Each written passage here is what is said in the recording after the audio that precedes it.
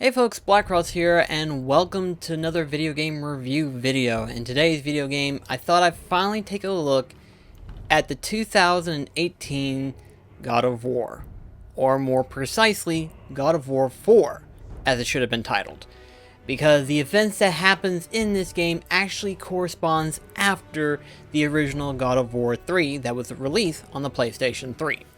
So, I suppose the question is, why did I wait until now to finally play God of War? Considering the fact that I hadn't played this one since Ascension, technically. Well, I suppose one of the reasons is the fact of how it was displayed when it was first shown that God of War was finally being made. And, well, let's put it this way. Whenever I looked at the camera angle followed by the visuals and everything like that, while they did look good, I felt, judging by how the camera angle looked it was very reminiscent to that of The Last of Us, and I wasn't too pleased with how that looked. Not only that, but also gameplay wise. Keep in mind, for the past 6 titles, it has always stayed the same practically. And to see this new direction of not only how the gameplay would function, but also how the camera angle would look, definitely kind of threw me off. So it was one of those things where I was like, I wasn't too pleased with how it was going to be taken, but after a few years later and everything like that, I started to see people actually bringing it up on Twitter and stuff. A lot of people were replaying it or finally playing it for the first time and stuff. And so I thought, I think now is a good time to finally jump into God of War and see what it's like, especially since God of War Ragnarok is on the way. Or, supposedly anyway. It's being in the works, of course. As to how soon that's going to be, who knows. But, I finally decided to hop in and play God of War. So, needless to say, there was a couple of things that I had thoughts about. For starters, I thought that number one, the gameplay wouldn't function as fluidly as I would like to have been, and another one would have been that the boy character known as Atreus, you have to forgive me, I tend to forget, I don't know why, but I keep wanting to call it something else, but it's Atreus, technically. But I thought that he would be annoying, technically, and while the first few moments was slightly annoying, after a while, he started to kind of develop deeper into an actual character. Now, I'm going to try not to spoil anything in regards to the game, unless you've played it, in which case it doesn't matter, in case anyone hasn't played it and stuff. The story is very in-depth, and I have to say, the storytelling in the past, I've always been familiar, with God of War, being that of, it explains itself in very detailed of what was going on as to events and stuff of that nature, and you will always explain as to what was going on and stuff. But we never really got an in-depth personality of Kratos beyond the fact that he's always angry, he hates the gods, and he wants to kill every last god within existence. That's all we know. We don't really know beyond the fact of, he was once a Spartan general, served Ares, the original God of War, and he was so blinded by his pride and his anger, he ended up killing his own wife and child, which resulted in him getting revenge against the original God of War and killing him. That wasn't enough, as instead it evolved drastically to a point to where he ended up killing every Greek god in existence. So, there you go. He practically destroyed Greek mythology. So, here we are now. We are here in Norse mythology. How he ended up there? We don't know. We're never really given any details as to how that came about. We don't even know how we got into how he ended up meeting up with this female character. And it's, to me, I was like, why weren't we not introduced how this came about? Like, how did this happen? Or why wasn't we introduced to how this came up and everything like that? There were so many questions as to how it got started. But I think the reason why they didn't go into the details of how it started was because there was so much more that needed to be built up on top of that. Keep in mind, they probably wanted to keep it a secret because of the end result, and the end result kind of escalates itself far beyond that of what we normally would think of a God of War story.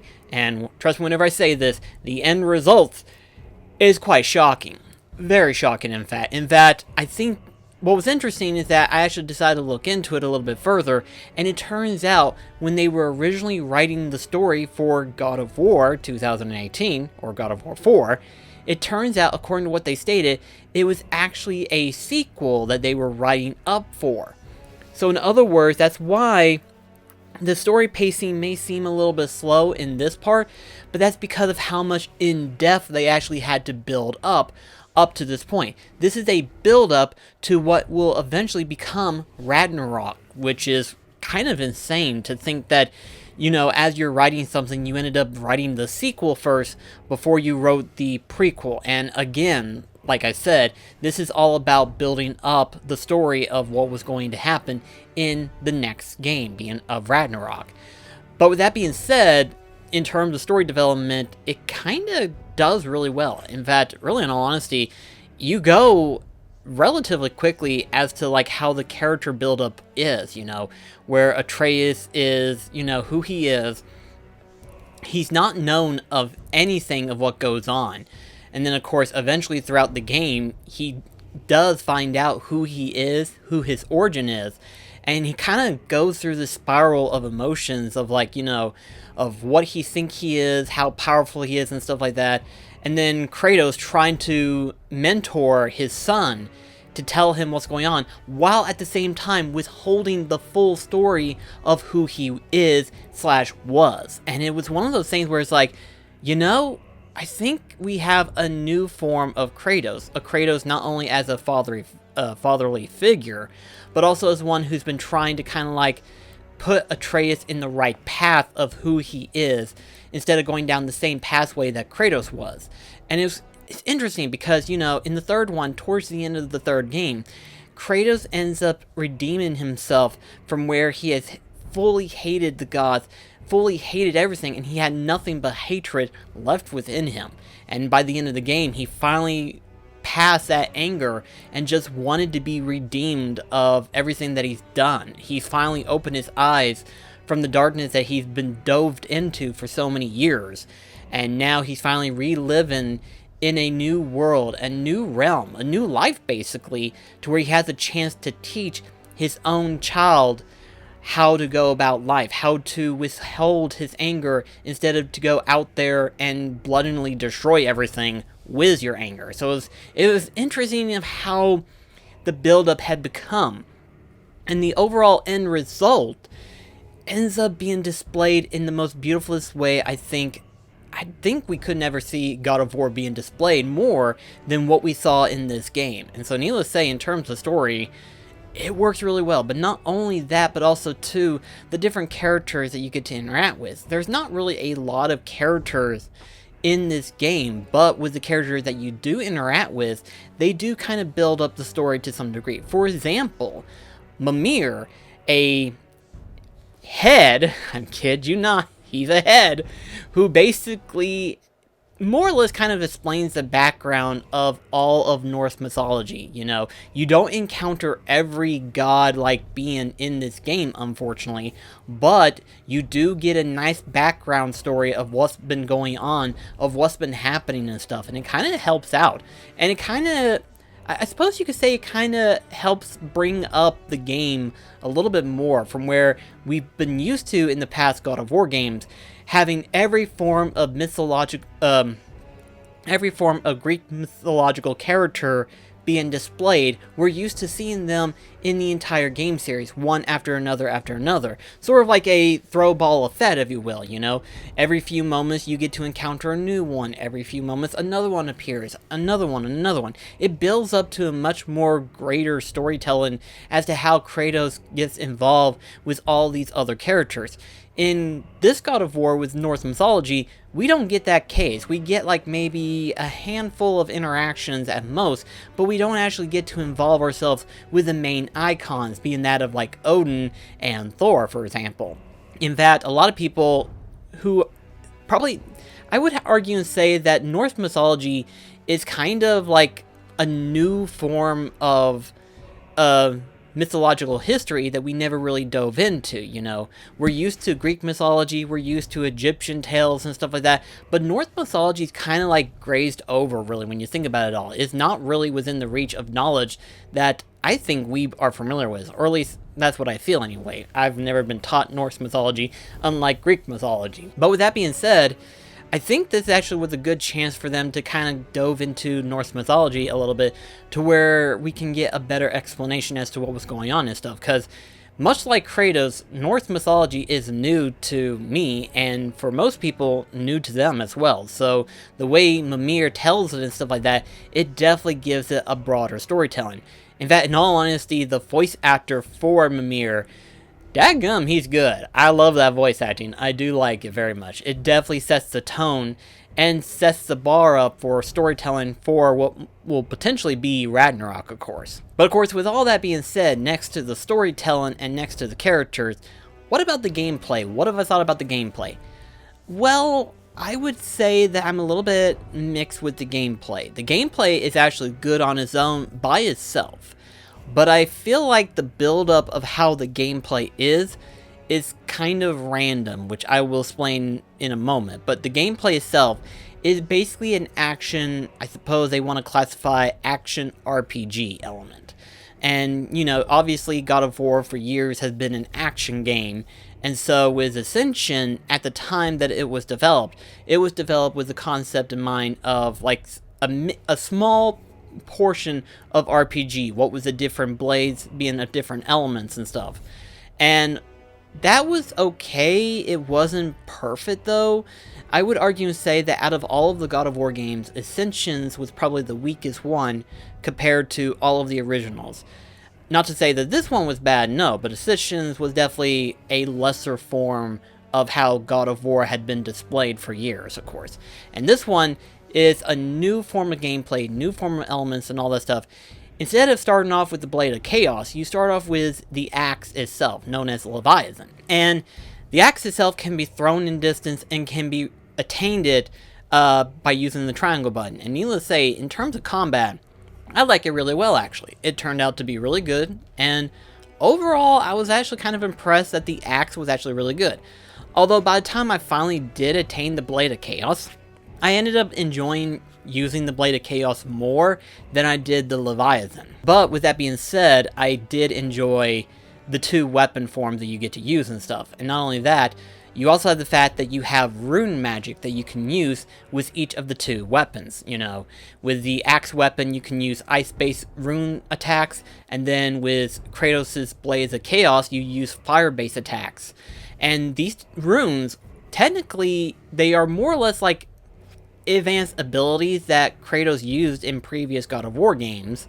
So you would see them technically being used instead of being base combat. They are now rune abilities. So on the one hand, I kind of like them. On the other hand, they're kind of a little bit of a weird mix. But in terms of overall display, I think they work really well, actually, in all honesty. In fact, the funny thing is, too, is that the way you attain different abilities and stuff is by attaining experience, and then depending on your weapon's overall level, depends on the ranking of each individual ability that you can attain. So, for example, Atreus, if his weapon gets upgraded, he can learn a new tier of abilities that he can learn, and then the same way can be said for Kratos' axe and then the Blades of Chaos. For every tier the weapon levels up, it will also attain a tier of new abilities as well. And the funny thing is, too, that the rune magic that you attach to the weapons can also be leveled up with the experience as well, which I thought was interesting because that means that the more experience you get, the more you can upgrade these rune magic abilities in order to use in combat. And they do different forms, either by expanding the radius, increasing the power, attack power, or increasing burns or stuns, depending on the weapon and depending on the rune itself. Now, there's also the fact that you can also attach armor as well as different runes that can be attached with those armor pieces and stuff. And at first glance, it seems like base RPG and stuff like that, where you're trying to maximize the amount of equipment that is attained and stuff. However, though, when it comes to the individual small runes, gems, and stuff, I feel like that is more randomized than just, a base item. It seems like the stats are more randomized because you will attain a crap ton of them. I mean, in every chest, and sometimes even enemies will drop them as well, you will attain these different runes, abilities, and stuff like that. And they do random effects. Sometimes they increase the stats that they say they will increase, like, for example, your strength, defense, vitality, so on and so forth. They can also, do immunity damage such as burn, frost, poison for that matter. And again, looking at the base value of these gems, they seem random. In fact, you can go into either Bork or Ceres shop and you can essentially create these assortment gems in order to equip them to your armor, but it does feel kind of random because as you select it, you'll see a different stat being rolled every time. And so I feel like this element alone feels kind of random. So you're not always guaranteed to get the best that you can get, The best way to get the best that you can is by playing through the story naturally to where you can get these gems and to see if you can get a better one later on and stuff. And so depending on your overall build for Kratos depends on how he'll level up or depends on the gameplay quality that you may experience in the game. In my case, I went more towards strength and defense, but there are also other factors that can be placed in as well, such as the rune's power. You can use cooldown, which basically cools down when you can use the rune again. You also have vitality. I mean, it's interesting of how this buildup of working with Kratos, he's not really leveling up, but the items followed by the equipment that he's able to equip with can seem like he's leveling up. And it starts off fairly slow, but once you finally get familiar with the equipment setup and stuff, it starts to escalate far higher than it normally should be. And I know most people be like, well, do you grind items and stuff? I would argue and say you probably don't need to grind for items. It's more of like, scout around the area itself and see if there's a treasure chest or buried treasure and stuff to where you can get more money and everything like that, to where you can make items and stuff and upgrade them to the max ability that they can. Each each equipment can only upgrade upwards to 3 times. The weapons themselves go upwards to 5 times, and depending on the overall items that you find. In fact, for example, there's actually, towards the end of the game, there's a cipher that you have to decipher, and it will unlock a new area, 2 new areas. One known as Niflheim, and then another one, I'm probably going to mispronounce it, but Misselheim, something like that. But these 2 areas are more of what I call the challenge mode of the game, where basically you have to do a particular task on both of these 2 areas in order to unlock a particular item that will help you advance your 2 weapons to the final stage of their overall upgrade. So that's pretty interesting. In fact, in some cases, I felt it was weird. Not so much on Niflheim's case, but definitely in Misfelheim? I have no idea how to pronounce that particular one, but that one in particular definitely felt like the challenge of the gods, I felt like. And it was very interesting. So, in terms of like a new reimagining of challenge of the gods and stuff, I kind of like them. They're definitely really good, I thought.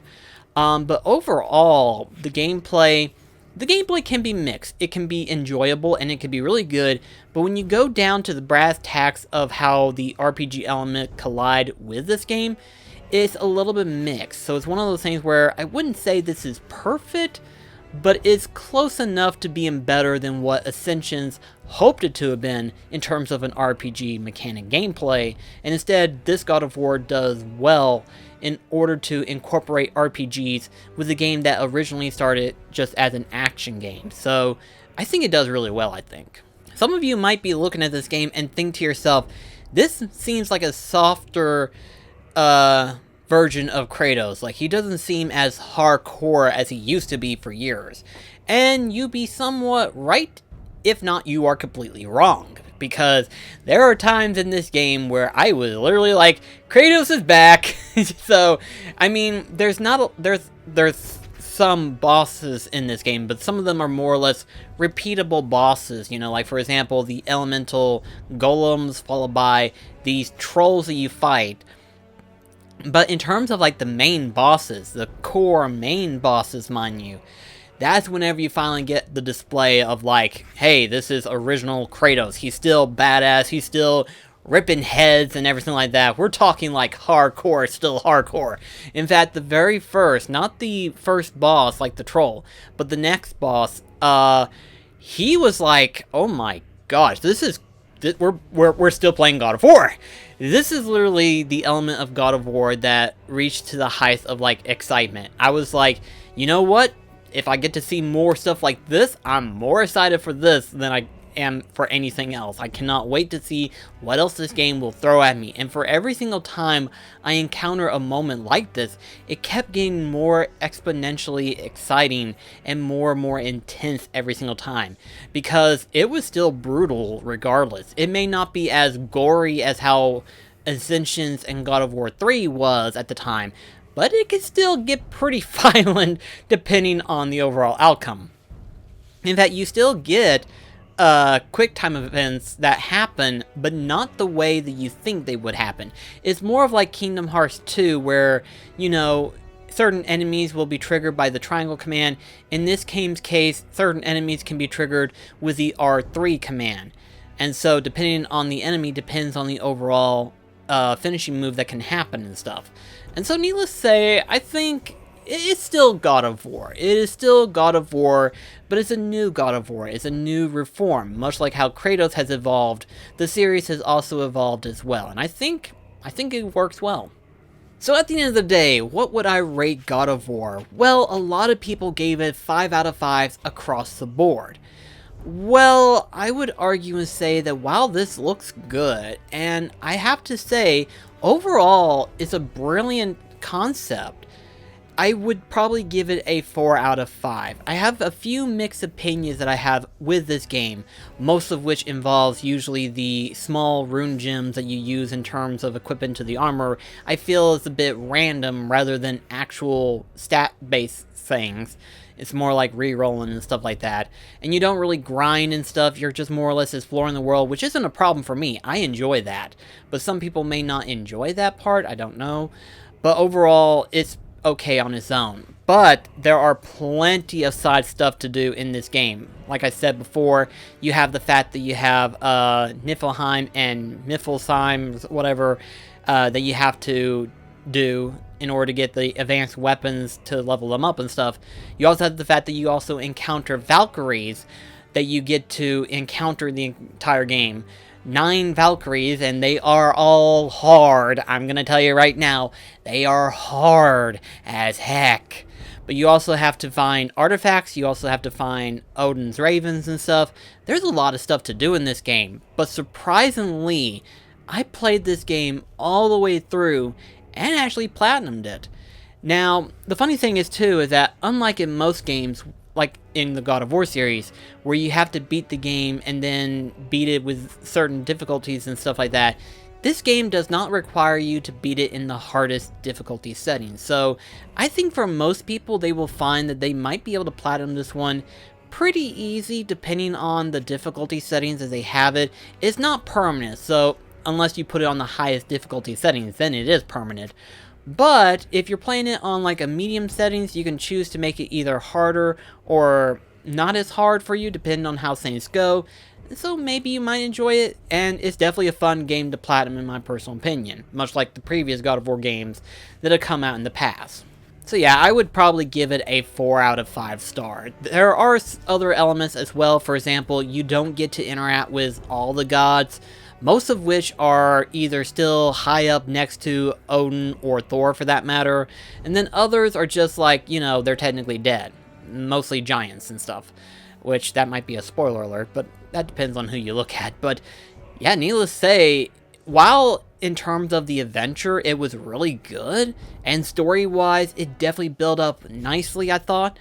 But in terms of like displaying all the Norse mythology gods, you don't really get to see all of them. You get to fight some of them, but not really any of them. So it's lackluster in some cases, but it does well in execution in others. So depends on how you look at it, depends on if it's really worth it or not. To me, the real worth after the end game of this game is, of course, Ragnarok, to see how it ends up after this game. And so I'm looking forward to seeing how Ragnarok's going to look, especially since the expectations are definitely in that range after the ending execution of this one. So needless to say, I think Ragnarok is going to be a good one once it finally does get release status, which is unknown right now. So anyway guys, thank you so much for watching this review. Thank you so much for watching. Let me know in the comments below what your thoughts were on God of War 2018, or as I will still pronounce it to be, God of War 4, because just saying God of War is a little bit weird. So anyway though guys, thank you so much for watching. See you next video. Catch you guys later.